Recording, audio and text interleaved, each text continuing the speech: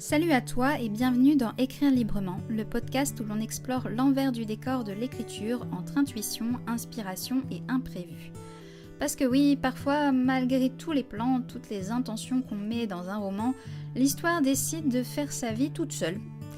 Aujourd'hui, j'ai envie de te parler de ces rebondissements que je n'avais pas prévus dans Héritage entremêlé et qui ont, au final, donné toute son âme au roman.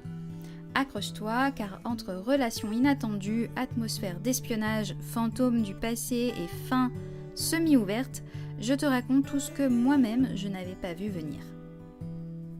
Quand j'ai commencé à écrire, je voulais que Noémie et Dominique soient simplement amis.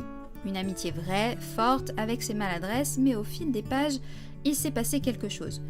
Une intensité, une complexité émotionnelle, des silences plus parlants que des mots, et là je me suis dit, ok, ce n'est pas juste une amitié, il y a autre chose qui cherche à émerger.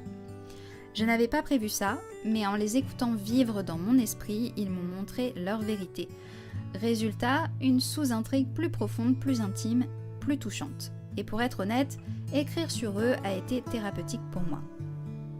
Je t'assure, à aucun moment je me suis dit « Tiens, si je faisais un petit clin d'œil au roman d'espionnage ». Et pourtant, une scène dans des archives militaires interdites d'accès, des regards qui se croisent sans un mot, des secrets qu'il faut déchiffrer, et Dominique et Noémie qui plongent dans des documents interdits à la recherche d'un arrière-grand-père dont le passé trouble résonne dans le présent.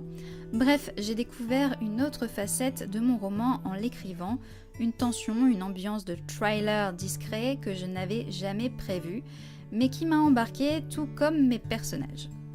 Hans-Erik Bauer, Magdalena Eger, l'araignée, le MMFL. Tu sais, au départ, ces personnages, ils n'étaient pas censés exister, ou du moins pas dans cette ampleur-là. Et pourtant, au fil des pages, une organisation mystérieuse a pris forme, des enjeux politiques presque historiques se sont tissés naturellement. Je ne les ai pas créés pour faire des méchants, ils sont nés d'une peur profonde, celle des mémoires qu'on tente d'effacer, et sans eux, le roman n'aurait pas eu cette tension, cette verticalité, ce jeu d'ombre qui fait tout le sel de l'intrigue. Parlons un peu de ces personnages que je pensais secondaires et qui petit à petit se sont imposés dans l'histoire. Des membres de la famille de Noémie et de Dominique, des figures du passé, parfois même des présences invisibles mais bien réelles. Et c'est là que je me suis rendu compte que la famille, ce n'est pas juste un décor, c'est un moteur. Ce sont leurs blessures, leur silence, leur transmission inconsciente qui nourrissent l'intrigue. Et tu sais quoi ? En les laissant faire, en leur laissant la parole, j'ai enrichi l'histoire au-delà de ce que j'imaginais. Et puis il y a eu la fin. Je pensais savoir comment ça finirait, vraiment. J'avais une conclusion en tête, structurée, bouclée, et puis les derniers chapitres m'ont conduit ailleurs. Les personnages n'étaient plus là où je les attendais, il y avait trop de vie en eux pour une fin toute lisse, alors j'ai écrit une fin semi-ouverte, une fin juste à mes yeux, celle que l'on ne prévoit pas mais qui résonne en toi comme un « oui, c'est ça ».